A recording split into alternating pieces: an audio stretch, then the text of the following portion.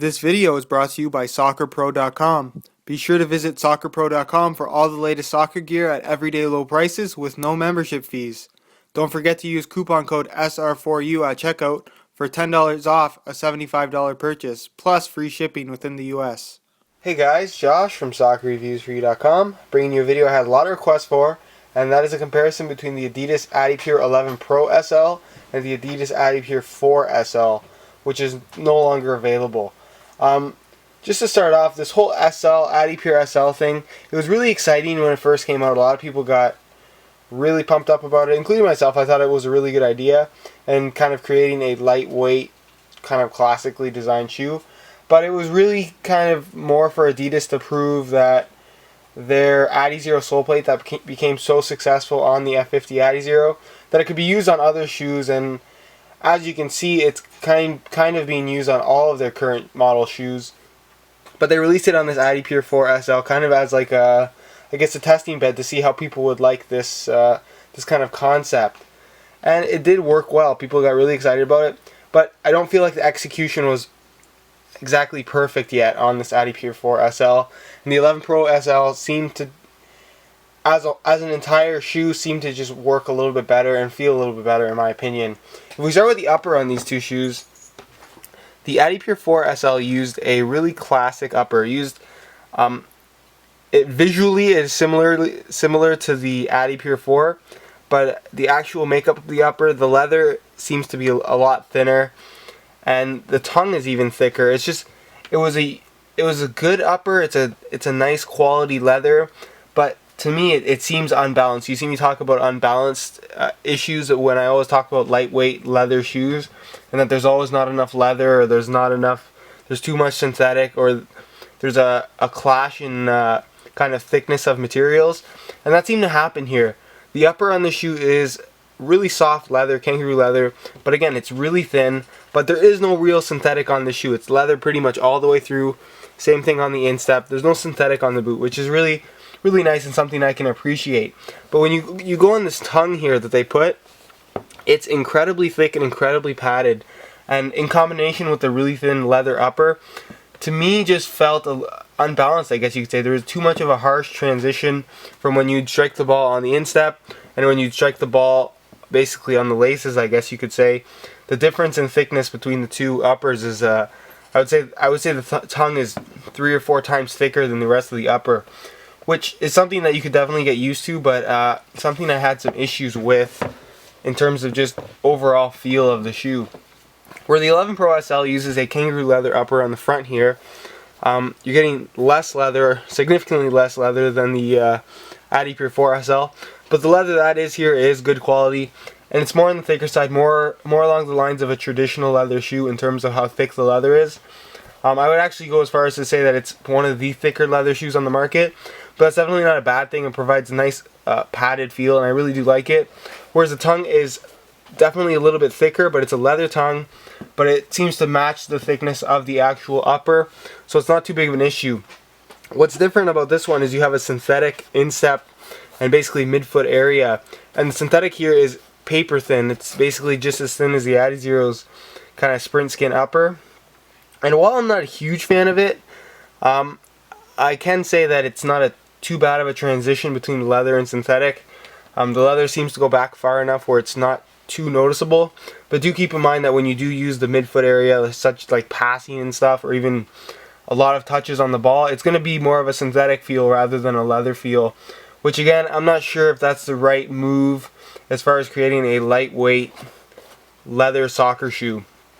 It has that leather feel to an extent, but not all the way. Another thing that Adidas has kind of stayed true with on this the new adiPure 11 Pro SL is kind of the low cut heel. You can see how low cut both of these heels are. Obviously next to each other they don't appear to be all that low cut, but a normal soccer shoe generally gets cut off about here, so they're pretty low cut. The adiPure 4 SL, I did have some issues with heel slippage, and I am having some minor issues with the 11 Pro SL, but nowhere near as severe, and not nearly enough to really give you any kind of blistering. Especially if you're wearing the right kind of socks and you tie the shoes up properly, you're not really going to have too many issues. Again, they're both lined in suede, like a synthetic suede material, so it's a comfortable fit, and they both seem to fit pretty well. The adiPure 4 SL seems to fit, to me, a little bit on the clunky side. It's not. That was another problem I found with this shoe. It just didn't seem to feel right. Something about it was oddly shaped. It just never seemed to fit right on my foot. Maybe that was just my foot. It seemed really wide in the toe box. It was almost really wide all the way through, which is kind of strange. And it didn't actually match the actual sole plate. So it felt like you had a really wide upper with a fairly narrow sole plate, which kind of led to a strange fit, which is why I never really became a huge fan of this particular shoe. And the reason why I don't think a lot of people bought it, but not people were really huge fans of it. Whereas the 11 Pro SL, they kind of created a really wide midfoot, but a super narrow, a really wide forefoot and a super narrow midfoot with the synthetic. The synthetic's not going to stretch at all, and it really does grab really narrow here in the middle, even narrower than the actual Adizero, and then winds out again at the heel. So again, the fit is unique on both of these shoes. Overall, the fit seems to be a little bit better on the 11 Pro SL, and it's going to suit more people. But if you do have a wide midfoot or are very flat-footed, you may have some issues with the 11 Pro SL for that reason. And again, sizing is a little bit off on these two shoes as well. Both of them I do recommend going down half a size. As far as the sole plate stud patterns go, you're getting pretty much the same thing. You're getting two shoes that have basically the old version and the new version of the Adizero sole plate sprint frame, I guess you could say. This is kind of the original sprint frame you've seen on all the Adizeros. It's kind of the reason why they made the adiPure SL in the first place, just to show that they could put the sole plate on other shoes and make a lighter weight version, which is supposed to be better, but in this case I just really didn't think it was. But basically that's it. You get the triangular studs. You guys have heard me talk about the Adizero sole plate plenty of times, and this is basically the sprint frame 2.0, I guess you could say. You have the slightly different studs. They're slightly shaped differently, slightly angled differently. But again, not a big difference. Maybe it's a little bit stiffer, but the overall fit and feel remains to be pretty much the same. And of course, you get the My Coach slot in the new 11 Pro SL. As far as weight goes between the two shoes, they're both kind of trying to fill in that ultra lightweight kind of heritage boot. While I felt like the adiPure 4 SL kind of executed that better in creating a full leather upper, I guess similar to the Puma King Finale SL. Although to me, I didn't find it nearly close to as good quality or as good of a fit as that shoe. The adiPure 4 SL kind of did a better job in having a full leather upper, where the adiPure SL kind of went for more of a synthetic feel, more similarly to the Adizero. We throw the adiPure 4 SL on the scale. Keep in mind these are both size 9. They're both used pairs. This is a 7.15 ounce shoe, which is fairly lightweight.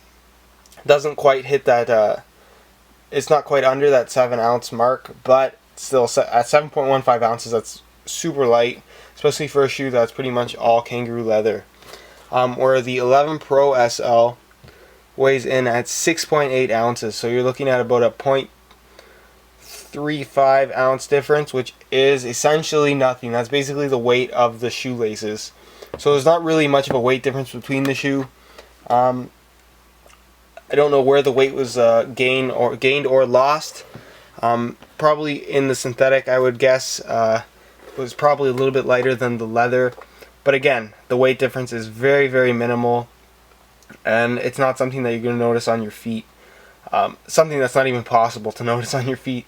But there you go, guys. That's kind of the comparison. I do have to say I do prefer the 11 Pro SL, simply because it seems like a more balanced shoe, whereas the adiPure 4 SL, just to me, didn't fit right and just didn't feel right overall. It was a good idea, but it just didn't work, I guess you could say. And while I wish the 11 Pro SL did have a little bit more leather on the upper, I feel as a whole package it does work really well, and it's a really nice shoe. If you guys do want to check out the full written reviews for both of these shoes, there'll be a link in the description to the full written review on my website. I don't believe the 11 Pro SL review is up yet, but it should be up in the next couple of days. If you are seeing annotation here, that means review is up, and you click there and go check it out.